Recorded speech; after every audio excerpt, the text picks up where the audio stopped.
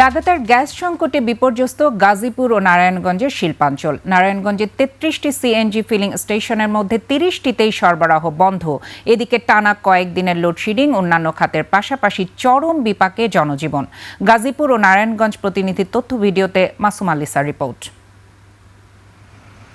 গাজীপুরে CNG pump ও শিল্প কারখানায় গ্যাসের তীব্র সংকট চলছেই। আজও সকাল থেকে শিল্প কারখানায় ও সিএনজি পাম্পে গ্যাসের প্রেসার 1 PSI এর নিচে। শিল্প কারখানায় উৎপাদন মারাত্মকভাবে কমে গেছে। সিএনজি পাম্পে গ্যাসের প্রেসার কম থাকায় মিলছে না পর্যাপ্ত গ্যাস।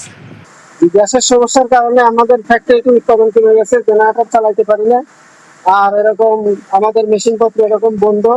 গ্যাস সংকটে বিপর্যস্ত নারায়ণগঞ্জের শিল্পাঞ্চল। কম চাপের গ্যাসে 30 থেকে 40% সক্ষমতায় চললেও সম্প্রতি অনেক কারখানায় উৎপাদন কার্যক্রম বন্ধ হয়ে যায়। বিকেএমইএ বলছে এতে প্রায় $1 বিলিয়ন ক্ষতির মুখে পড়েছে গার্মেন্টস শিল্প। শিল্প উদ্যোক্তাদের আশঙ্কা, সংকট শুধু বর্তমান উৎপাদনেই নয়, প্রভাব ফেলছে বিদেশি ক্রেতাদের আস্থা ও ভবিষ্যৎ অর্ডারেও। নারায়ণগঞ্জে হাতে গোনা কয়েকটি পাম্পে গ্যাস চালু থাকায় সেখানে দীর্ঘ গাড়ির লাইন। চাহিদামতো গ্যাস না পাওয়ায় রোজকার আয় ও যাতায়াতে চলছে বড় ধরনের সংকট।